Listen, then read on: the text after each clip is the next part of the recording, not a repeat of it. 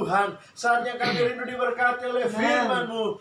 Urapi kekasih-Mu ini, beri hikmat, bukakan rahasia kebenaran yang menjadi berkat bagi kami semua pada saat ini. Semua kami yang mendengar Tuhan, semua kami yang mengikuti pemberitaan firman-Mu, kami diberkati oleh kebenaran Tuhan. Gangguan kuasa setan, roh jahat, kami tolak, kami singkirkan semuanya dalam nama Tuhan Yesus. Terima kasih Tuhan Yesus. Kami mau sambut kebenaran firman-Mu di dalam nama Yesus. Haleluya. Amin. Puji Tuhan. Shalom. Sekali lagi shalom alehem. Puji Tuhan, kita bersyukur karena Tuhan menyertai kita hari demi hari yang kita lalui. Bahkan juga di hari ini dari pagi sampai pada sore hari ini kita dilindungi oleh Tuhan, diberi kekuatan, kesehatan, diberi kesempatan. Saya menyampaikan di tempat ibadah yang lain beberapa waktu yang lalu, kalau Tuhan masih beri kita kesehatan, beri kita kekuatan dan kesempatan, mari kita pergunakan untuk menyenangkan hati Tuhan. Amin.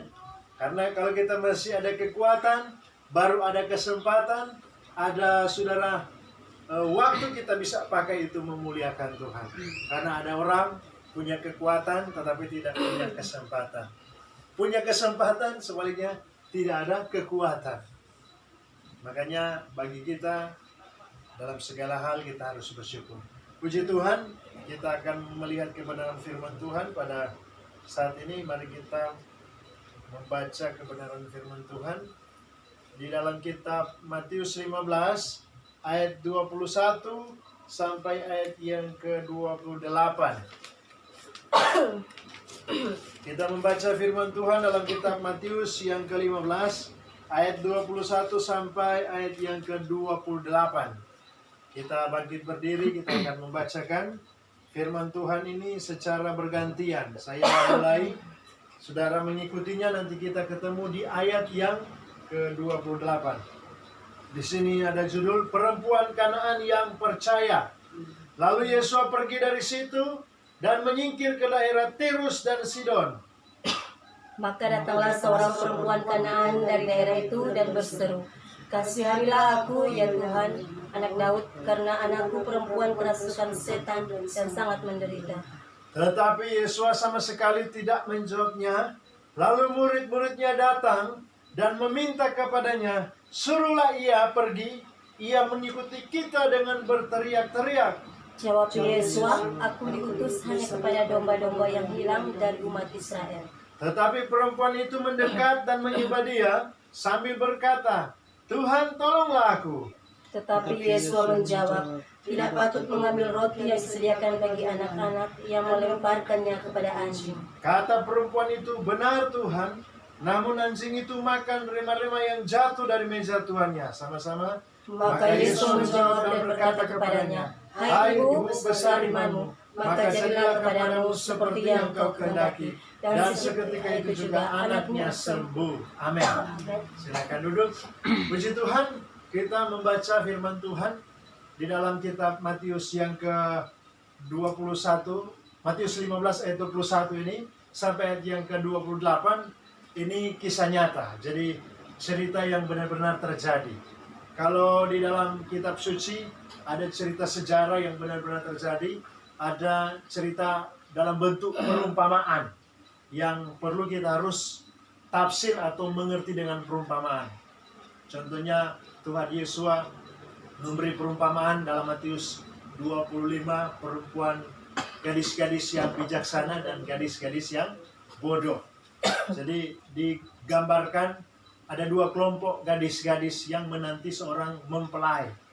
Nah, kita ini adalah mempelai, calon-calon mempelai, perempuan atau gereja Tuhan yang siap bersanding dengan mempelai pria, Yeshua Mesias.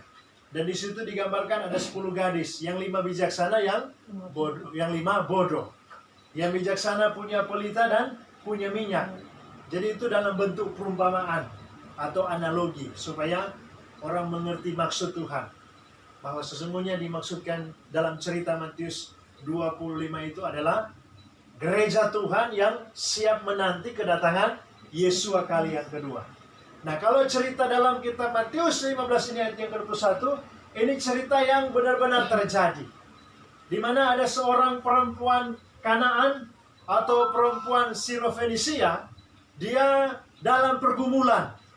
Dan waktu itu dia datang kepada Yesua, waktu Tuhan Yesua ada di bumi ini pada waktu 2000 tahun yang lalu. Jadi sekitar 2000 tahun yang lalu Tuhan Yesua ada di dunia ini, Bapa Yahweh sendiri yang datang sebagai manusia. Jadi dia datang dalam wujud manusia, yaitu yang kita kenal dengan Yesua HaMashiach. Tapi dia adalah Bapa Yahweh itu sendiri. Dan ketika saudara perempuan Kanaan ini dalam pergumulan, dia datang kepada Yesua karena dia tahu persis bahwa pribadi Yesua, dia adalah pribadi yang sempurna. Dia adalah pribadi yang sanggup menolong kehidupannya di dalam pergumulan. Pergumulannya bukan hal yang mudah atau hal yang gampang. Karena perempuan ini mengalami pergumulan, anaknya kerasukan setan. Dan alamat untuk dia meminta pertolongan tidak salah. Amin. Alamat untuk dia mengeluhkan pergumulannya itu tidak salah. Kalau orang yang kerasukan setan, sudah tahu-tahu kerasukan setan, dibawa ke dokter, ke tenaga medis, sulit untuk dokter menyembuhkan. Karena penyakitnya penyakit roh jahat. Penyakitnya saudara karena dirasuk setan. Itu tidak bisa diusir dengan obat-obatan. Dengan obat-obat dokter maksudnya. Obat-obat medis. Tidak mungkin. Selain harus didoakan di dalam nama Tuhan. Amin.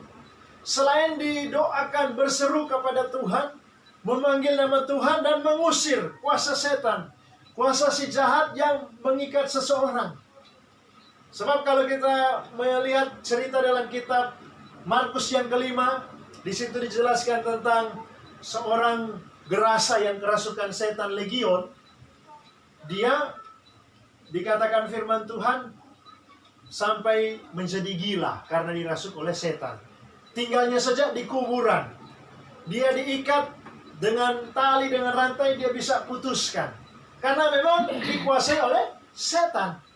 Dan sekalipun akan dia tangani oleh dokter ahli, dia tidak akan sembuh. Selain saudara, Tuhan Yesus HaMashiach. Amin. Selain kuasa Tuhan. Nah, kalau kita melihat cerita dalam Matius 15 ini ayat 21 sampai 28, perempuan Kanaan yang percaya ini kepada Yesus, dia tidak salah alamat untuk membawa persoalannya. Amin. Dia tidak salah alamat untuk membawa masalahnya. Kita juga harus pelajari dari cerita firman Tuhan ini. Kita mengambil maknanya atau kita mengambil arti dari kebenaran firman Tuhan di sore hari ini. Yang pertama, kalau kita dalam pergumulan jangan salah alamat membawa pergumulan kita. Amin. Bawa setiap persoalan kita, bawa setiap masalah hidup kita kepada Tuhan. Jangan bawa kepada sesama manusia. Nah, kalau kepada mempelai atau kepada para utusan Tuhan masih bisa. Asal para utusan Tuhan itu, para mempelai, para pelayan itu dapat dipercaya. Amin. Para pelayan itu punya integritas, betul-betul diurapi oleh Roh Kudus, dipakai oleh Tuhan, hidup dalam kekudusan, hidup dalam kerendahan hati. Mempelai itu atau hamba Tuhan atau utusan Tuhan itu hidup di dalam doa. Kalau jemaat membawa pergumulan tidak salah, karena memang juga para pelayan itu adalah perantara. Kalau seperti bangsa Israel harus ada imam. Imam itu saudara menjadi perantara supaya hubungan Israel dengan Tuhan itu selalu ada hubungan yang baik. Kalau orang Israel dalam keadaan mereka jatuh ke dalam dosa, mereka harus datang kepada imam membawa korban persembahan. Paling kecil adalah burung tekukur. Dan saudara, imam itu harus menumpangkan tangan apakah di kambing atau domba atau burung tekukur sebagai korban penghapus salah, korban penghapus dosa untuk menghapuskan atau untuk menutupi dosa dari bangsa Israel. Sehingga Israel kembali ada hubungan baik dengan Tuhan. Jadi imam itu sebagai perantara. Kalau sekarang imam itu berbicara para gembala-gembala. para utusan Tuhan. Nah, jadi tidak salah juga kalau kita membawa pergumulan kita kepada para pelayan Tuhan, asal betul-betul pelayan Tuhan itu mau berdoa dengan sungguh-sungguh. Amin. Punya hati yang tulus melayani. Karena banyak juga sekarang, walaupun mengatasnamakan pendeta, mengatasnamakan hamba Tuhan, mengatasnamakan utusan Tuhan, tapi saudara, praktek kehidupan mereka banyak kali menjadi batu sandungan. Memang ini juga pedang bermata dua bagi kami para pelayan, bagi kami para mempelai. Jadi yang pertama saudara dari cerita firman Tuhan pada sore hari ini, Matius 15 ayat 21 sampai 28, cerita tentang seorang perempuan Kanaan yang bertemu dengan Yesua. Ketika dia dalam masalah anaknya kerasukan setan, dia tidak salah bawa pergumulannya. Amin. Dia tidak salah bawa persoalannya, tepat sasaran. Dia bawa kepada sumber jawaban, yaitu kepada Tuhan. Amin. Tuhan mau juga kita harus arahkan semua masalah kita, persoalan kita kepada Tuhan, bawa kepada Tuhan. Tidak salah juga bawa melalui para pelayan Tuhan. Karena memang ada ayat dikatakan dalam kitab 2 Tawarik yang ke-20, percaya kepada Bapa Yahweh teguh, percaya kepada nabi-nabinya akan berhasil. Itu dalam 2 Tawarik 20. Mari kita lihat itu dalam 2 Tawarik yang ke-20.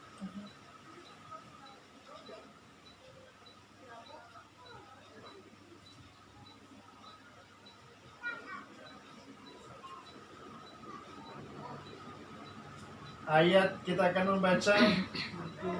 Ya, silakan dibacakan. Keesokan harinya pagi-pagi, Ya. mereka maju menuju padang gurun Tekoa.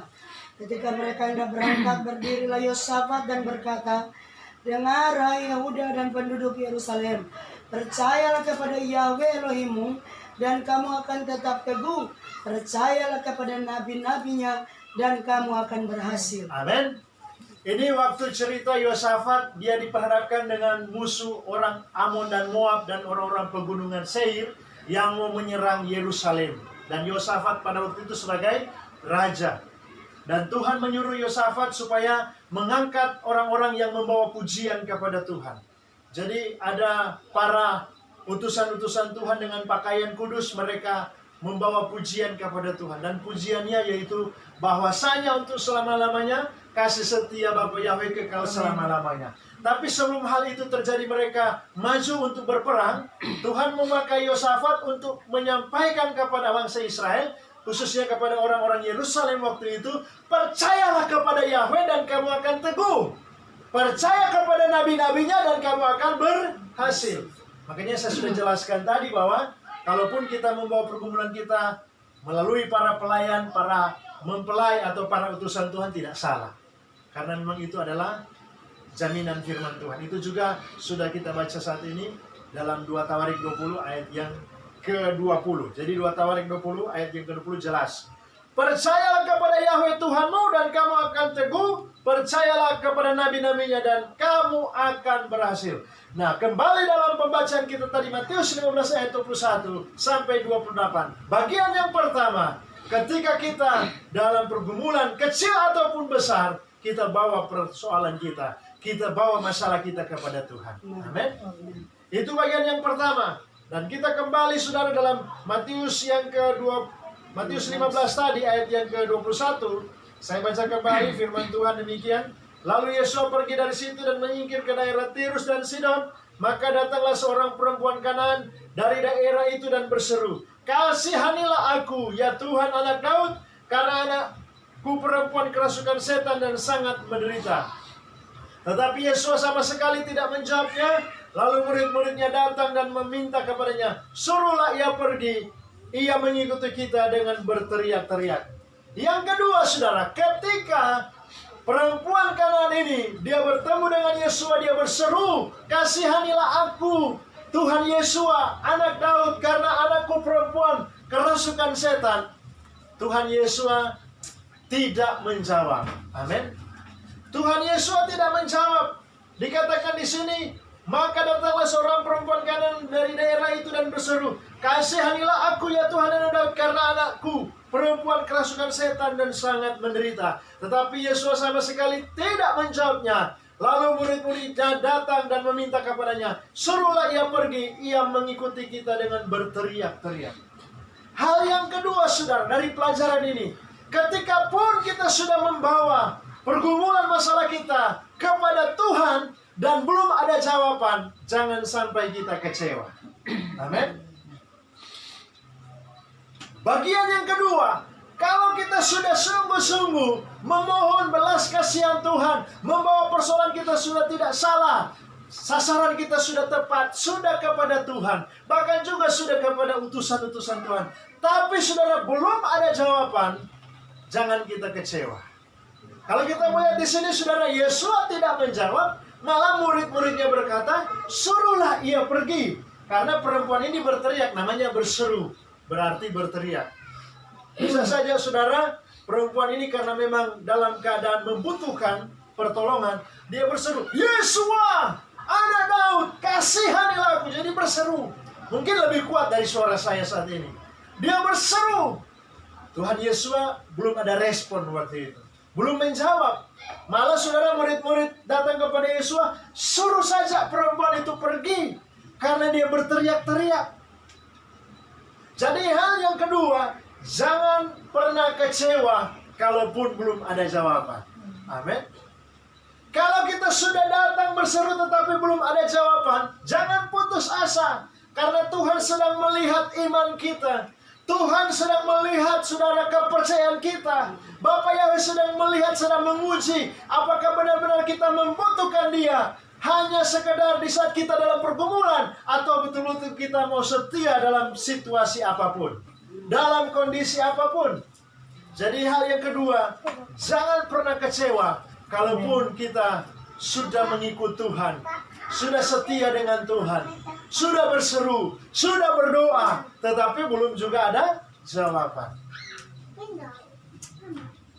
Kita harus memiliki iman yang teguh, iman yang kuat.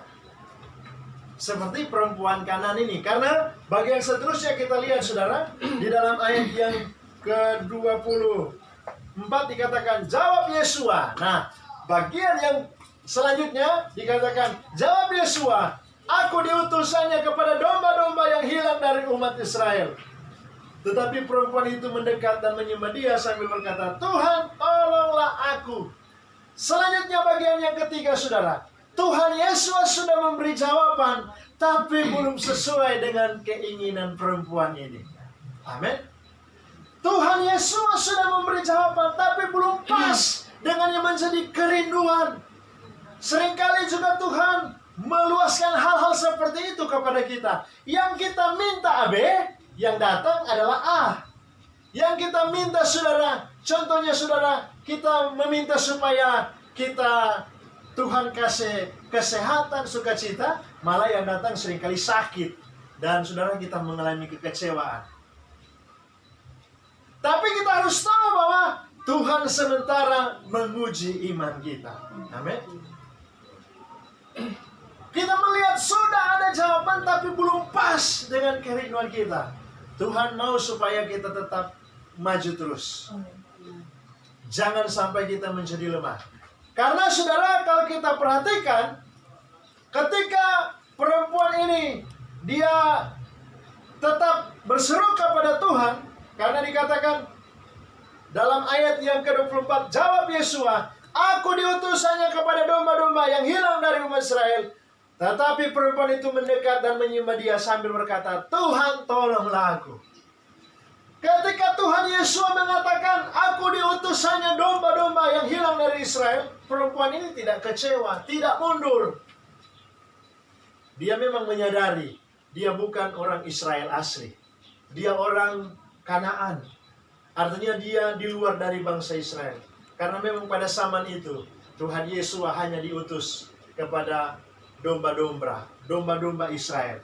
Artinya hanya kepada bangsa Israel. Karena bangsa Israel adalah bangsa pilihan Tuhan.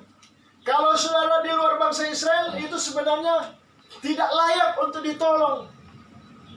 Tetapi saudara, kita melihat dari cerita ini, ternyata perempuan ini, dia tetap mendekat, bahkan dia menyembah.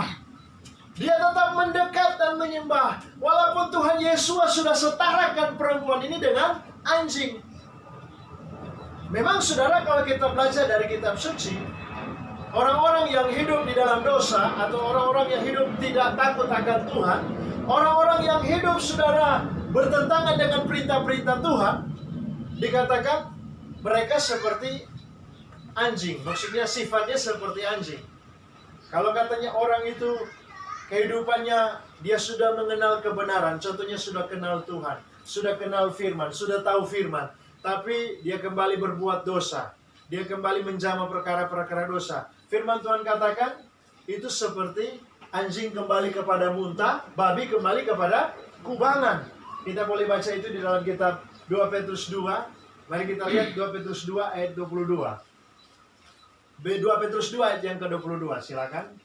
Bagi mereka cocok apa yang dikatakan peribahasa yang benar ini.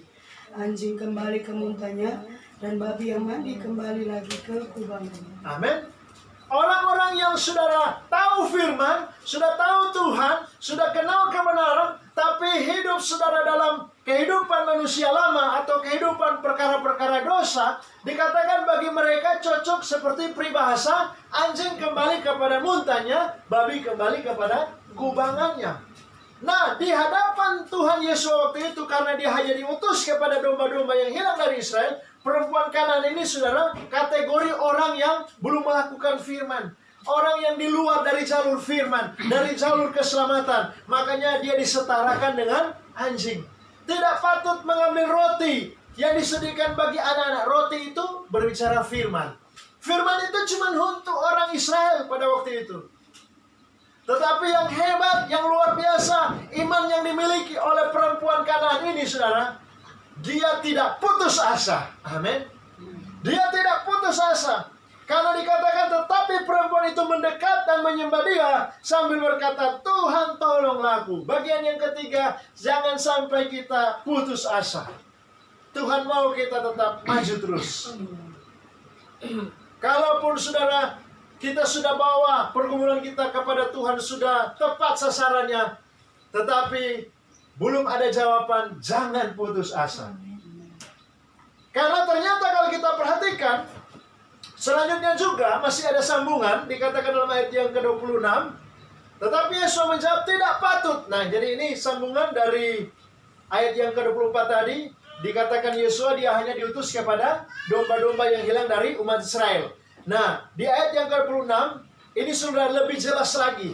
Tuhan Yesus menyatakan bahwa perempuan ini gambarannya seperti anjing-anjing. Dikatakan begini, tetapi Yesus menjawab, tidak patut mengambil roti yang disediakan bagi anak-anak Tuhan dan melemparkannya kepada anjing. Bayangkan. Tidak patut. Jadi jelas saudara, dikatakan dalam ayat yang ke-26, tetapi Yesus menjawab, tidak patut mengambil roti yang disediakan bagi anak-anak dan melemparkannya kepada anjing. Sudah lebih besar lagi saudara, tantangan yang dihadapi oleh perempuan ini. Kalau yang pertama tadi tidak ada jawaban, murid-murid suruh dia pergi. Bahkan Tuhan Yesus sudah menjawab, tapi menjawabnya tidak pasti. Karena Tuhan Yesus katakan cuma diutus kepada domba-domba yang hilang dari Israel. Tahapan seterusnya, ujian yang dialami oleh perempuan ini, dikatakan dia seperti anjing, saudara. Digambarkan dia seperti anjing. Tapi luar biasa, saudara. Perhatikan dalam ayat yang ke-27. Kata perempuan itu, benar Tuhan. Namun anjing itu makan remah-remah yang jatuh dari meja tuannya. Maka Yesus menjawab dan berkata kepadanya, Hai ibu, besar imanmu, maka jadilah kepadamu seperti yang kau kehendaki. Dan seketika itu juga anaknya sembuh. Amin. Artinya saudara, karena Tuhan melihat perempuan ini walaupun dia orang di luar Israel, Tuhan Yesus hanya diutus kepada domba-domba dari Israel. Artinya hanya khusus kepada orang Israel. Tapi karena Tuhan melihat iman yang dimiliki oleh perempuan ini, dia tidak sekedar berdoa, dia tidak sekedar mencari pertolongan, tapi dia sungguh-sungguh dengan Tuhan. Sampai dia harus tunduk menyembah. Bahkan dia menyadari memang benar Tuhan. Tapi anjing itu makan rema-rema yang jatuh dari meja tuannya.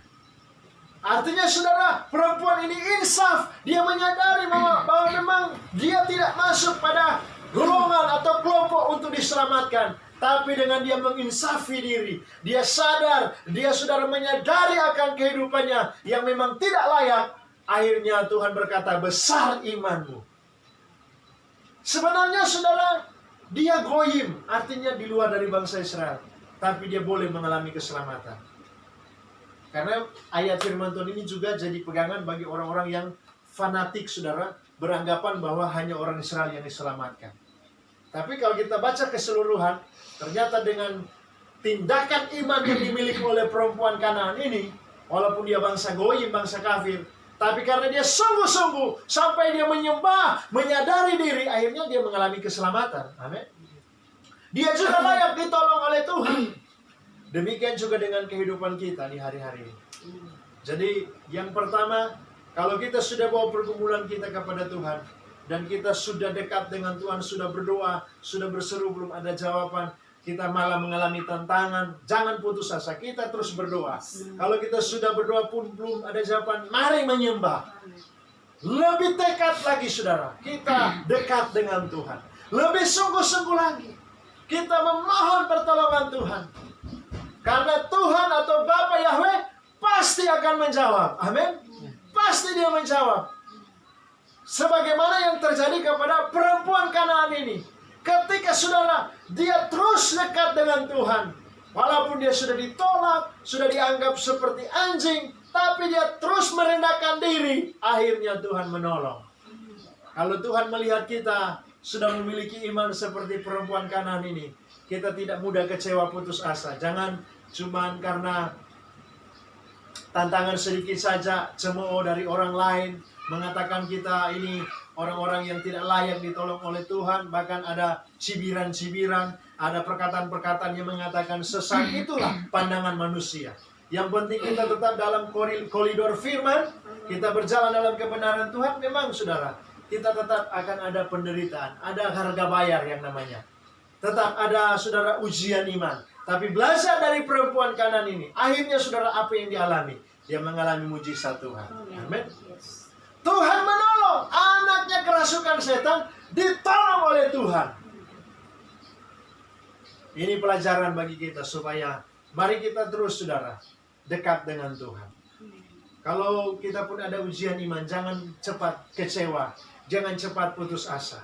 Kalau doa kita belum dijawab oleh Tuhan, jangan cepat saudara kita mengambil satu kesimpulan bahwa Tuhan tidak mendengar doa kita. Kita harus menyadari, kalaupun memang kita ada keterbatasan seperti perempuan Kanaan ini, dia menyadari akan keterbatasannya sebagai manusia, sehingga Tuhan menolong dia. Saya percaya kalau kita memiliki iman seperti ini, kita semua akan terus mengalami mujizat Tuhan. Puji Tuhan, biar firman Tuhan ini menjadi berkat bagi kita semua dan kita bersyukur. Terima kasih ya Bapa Yahweh buat dafarmu, buat firman-Mu yang datang meneguhkan iman kami, meteraikan, tanamkan di hati kami, dan mampukan kami terus setia melakukannya.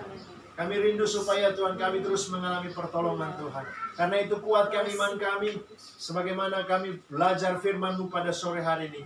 Seorang perempuan Kanaan yang dalam pergumulan, tetapi karena dia sungguh-sungguh mencari Tuhan, dia sungguh-sungguh datang kepada Tuhan, tersungkur dan menyembah, Tuhan memberikan dia jawaban. Kami percaya juga, ketika kami terus mau setia, sungguh-sungguh tidak putus asa, sekalipun harus ada ujian iman, kami akan mengalami mujizat Tuhan. Terima kasih Bapa, sempurnakan firman, meteraikan dalam kehidupan kami, dan kami mau menyembah Tuhan dalam roh dan kebenaran. Berkati penyembahan kami, dalam nama Tuhan Yesus. Haleluya.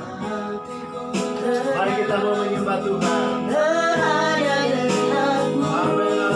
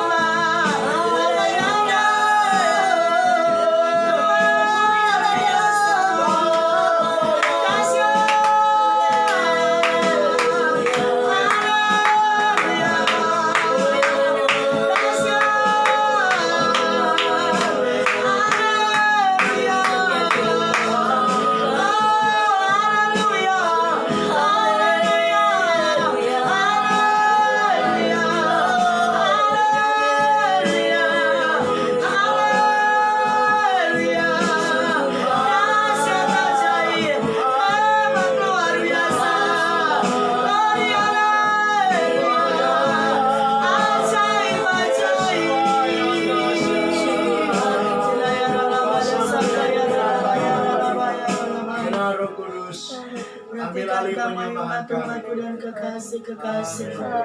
Sesungguhnya aku yang sangat tahu keadaan kamu hari ini yang datang di hadapan hadiratku. Kebenaran firman yang sudah kamu dengar itulah jawaban. Rada badasa kaya rabai. Manusia terbatas mengerti dengan keadaan kamu masing-masing. Bahkan pertolongan, bantuan, topangan dari manusia pun rada badasa kaya rabai sangatlah terbatas.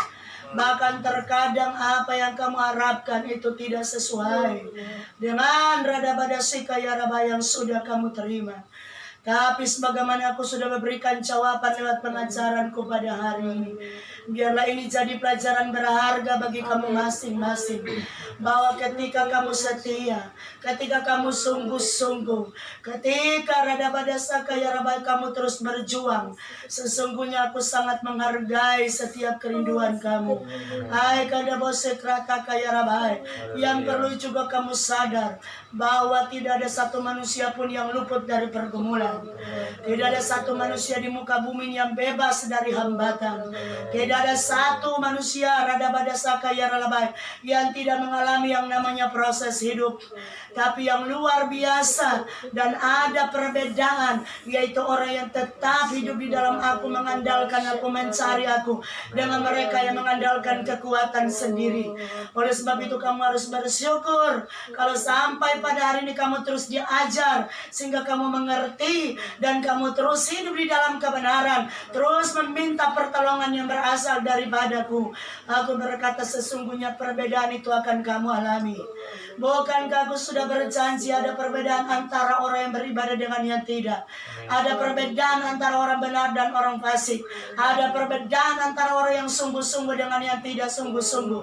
Oleh sebab itu biarlah jawaban lewat pengajaran pada hari ini, itu benar-benar tertanam dalam kehidupan kamu. Sehingga kalaupun kamu masih harus bergumul, kamu tidak akan pernah kecewa. Kamu tidak akan pernah putus asa. Kamu tidak akan pernah hilang harapan. Kamu tidak pernah mati iman. Tetapi kamu terus dibangkitkan. Ingat baik, setiap segala sesuatu yang aku izinkan, termasuk proses hidup yang aku izinkan, itu karena aku punya tujuan dengan kamu. Sadarkah kamu bahwa sesungguhnya emas tidak akan nampak kemurniannya tanpa ujian? Demikian hanya kehidupan kamu. Iman kamu jadi murni. Kepercayaan dan ketulusan kamu, kesetiaan, ketekunan kamu akan jadi murni justru di saat kamu diuji. Aku berkata tanpa ujian tidak akan nampak ketulusan dan kemurnian kamu. Tidak akan nyata iman kamu yang sesungguhnya. Oleh sebab itu biarlah kamu mengerti. Biarlah kamu tahu. Biarlah kamu paham bahwa segala sesuatu yang terjadi itu ada dalam kedaulatanku. Dan segala sesuatu yang terjadi itu bukan tanpa tujuan. Tetapi itu mempunyai tujuan yang terindah bagi kamu masing-masing.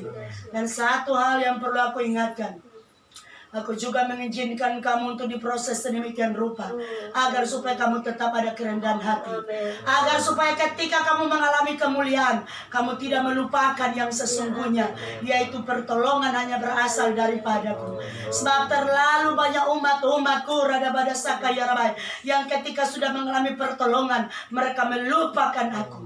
Tetapi hari ini aku ingatkan kamu agar supaya tetap jaga kerendahan hati. Aku memproses kamu supaya kamu rendah hati rada badasa kaya rabai. Sehingga aku berkata ketika kamu mengalami jawaban doa, kamu tidak melupakan aku. Kamu akan tetap setia. Oleh sebab itu aku berkata perhatikan, baik kamu keluarga yang ada di tempat ini, bahkan kamu semua yang datang beribadah, aku berkata kepada kamu, tetap miliki iman yang milik kamu. Tetap sungguh-sungguh. Tetap punya hati yang kuat, punya prinsip dalam kebenaran yang tidak digoyahkan. Aku berkata kepada kamu, janji itu akan tetap berlaku bagi kamu yang tetap setia. Adakah kamu mengerti? Demikian aku berbicara bagi kamu semua. Terima kasih Tuhan. Kembalikan pengurapan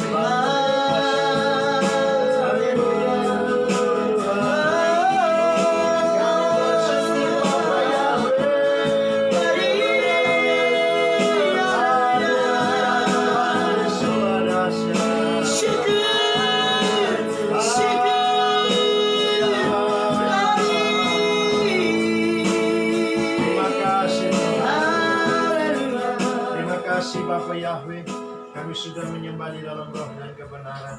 Lawatan Roh Kudus sudah jadi bagian kami. Biar itu terus jadi kekuatan bagi kami. Diberkati keluarga kami di tempat ini, keluarga Supit Jakob, Andri, Bu Greti, anak Yoel, Gwen diberkati. Pak Enos bersama anak-anak dan keluarga, Tuhan yang terus menolong Pak Enos dalam pergumulannya. Kami percaya sebagaimana perempuan Kanan menerima jawaban, Pak Enos pun mengalami jawaban yang pasti dari Tuhan. Terima kasih kami semua yang sudah berdoa menyembah, Bapak yang sudah memberkati kami semua. Kami bersyukur dalam nama Tuhan Yesus. Haleluya. Amin. Ya, puji Tuhan, kita duduk kembali. Kita sudah menyembah di dalam roh dan kebenaran. Dan ada yang dapat pernyataan Roh Kudus? Boleh disampaikan. Ya, kalau belum ada, kita akan lanjut saja. Kami serahkan kepada Ibu Kreti yang memimpin.